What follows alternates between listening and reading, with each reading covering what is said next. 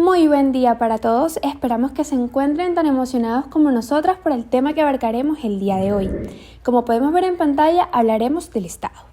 Para hablar del Estado hay que hablar de sus nociones, porque claramente no es tarea fácil asumir una sola definición de este. Por ejemplo, tenemos a Platón, que lo puede identificar como un ente ideal, Aristóteles como una sociedad perfecta, Kelsen como la ordenación de la conducta humana, Marx como el instrumento de dominación de clases y así muchísimas definiciones. Ahora, analizándolo desde un sentido más amplio, con una acepción político-jurídica, se podría decir que el Estado es la manera de ser o de estar construida políticamente una comunidad humana. Este Estado puede ser comprendido como una estructura social enfocándose en los hechos y las relaciones humanas o como una estructura de poder visto desde las relaciones de mando y obediencia entre los que gobiernan y los gobernados. El nombre del Estado como organización política fue evolucionando de cierta manera a lo largo del tiempo.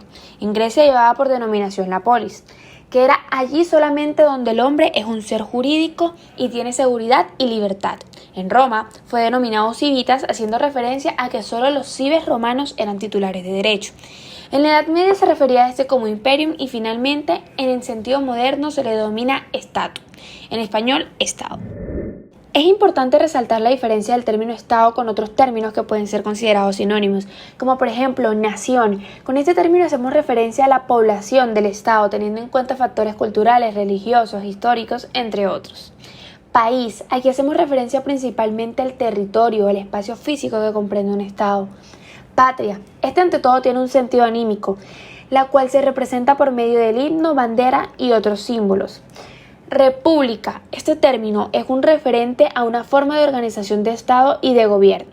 Podemos decir entonces que el Estado es todo ese conglomerado social, política y jurídicamente constituido que se encuentra asentado en un territorio determinado, sometido a una autoridad y cuya soberanía es reconocida por otros estados. Dicho esto, tenemos que los elementos del Estado son la población, el territorio, la organización política o el poder público y la soberanía, que es el reconocimiento por otros estados. ¿Sabías que las formas de Estado son la manera en cómo están organizados y dispuestos los elementos que lo constituyen y la manera en cómo se ejerce la soberanía? Las formas se establecen teniendo en cuenta la idea que se tiene sobre los fines de la organización política y la participación del individuo en esa organización, y se determina mediante dos criterios, el político y el jurídico. El jurídico se divide en dos, el compuesto. En este la soberanía no se ejerce de manera uniforme y constante, sino que el poder está fraccionado en diferentes entes y gozan de autonomía casi absoluta. Este se divide en estados de unión personal, donde el poder está en un mismo soberano. El estado de unión real, que consiste en la reunión de estados monárquicos que tienen sus respectivas constituciones, y la confederación de estados, esta es el acuerdo entre estados a los que les conviene su unión.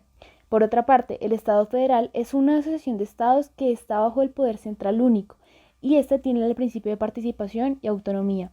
Y la forma de Estado simple se basa en un gobierno central como vértice donde el poder se ejerce desde la capital. La descentralización es un fenómeno de la limitación a la centralización. Se divide en la territorial, que da cierta autonomía a los entes.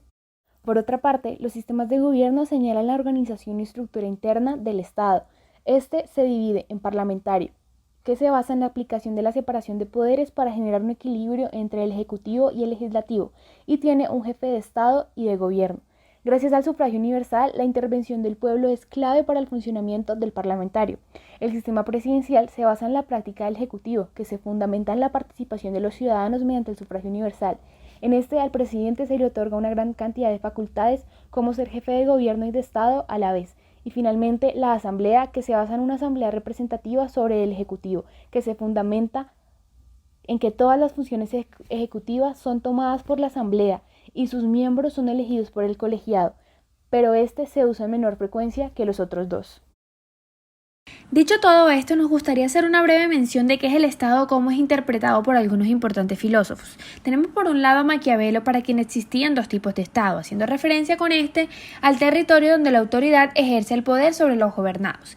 En primer lugar tenemos el Principado, que era la mejor forma de Estado para Maquiavelo, y la República, que para él estaba llamada al fracaso y al desorden.